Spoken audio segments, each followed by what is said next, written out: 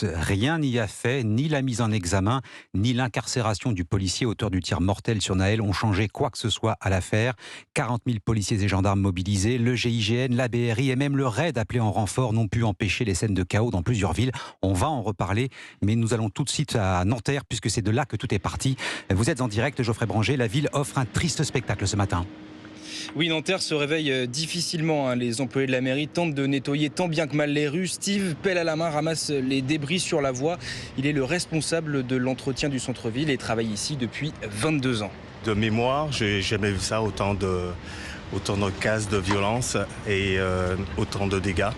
C'est vrai que c'est impressionnant qu'on constate après le lendemain matin et l'ampleur des dégâts. Ben voilà, on ne sait pas quoi dire, voilà. On perd les mots, voilà.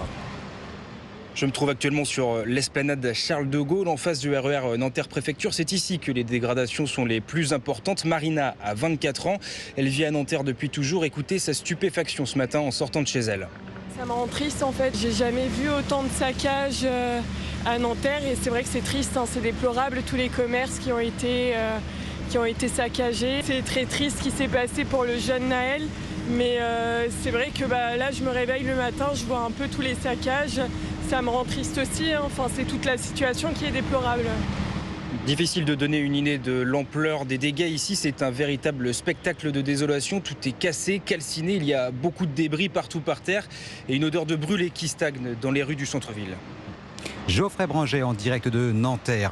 Et là, on apprend à l'instant qu'Emmanuel Macron va présider une nouvelle cellule de crise à l'Elysée cet après-midi à 13h. Le chaos cette nuit à Nanterre et dans l'ensemble de la région parisienne, mais cette fois la capitale elle-même n'a pas été épargnée. Touché en plein cœur, magasin pillé rue de Rivoli par des dizaines de jeunes cagoulés, scène identique à Châtelet-Les-Halles, l'un des plus grands centres commerciaux de France. Une violence qui a touché toute l'île de France, Dimitri Vernet. C'est simple, quasiment l'intégralité de la région parisienne a sombré dans le chaos cette nuit. Des affrontements d'une violence inouïe entre les forces de l'ordre et les émeutiers qui ont duré parfois jusqu'à 5 heures du matin. Des échanges marqués une nouvelle fois par des tirs de mortier.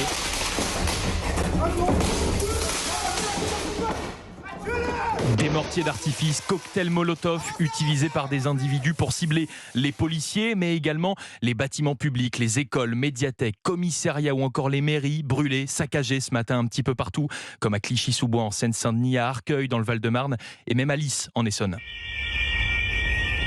Le commissariat de Lys incendié au grand désespoir de certains habitants, comme cet homme qui est venu s'en prendre directement aux émeutiers. C'est honteux, scandaleux. Vous n'avez aucune dignité, c'est scandaleux. Des habitants exaspérés par ces scènes de violence surréalistes à répétition qui ont même permis à certains quartiers de se réunir pour cambrioler, piller des magasins. C'est le cas à Paris dans les boutiques Louis Vuitton et Nike, dans le Val d'Oise également à Sarcelles et Garges-les-Gonesse ou encore dans le 93 à Drancy par exemple où des jeunes ont volé un camion pour foncer fièrement dans un centre commercial. Écoutez.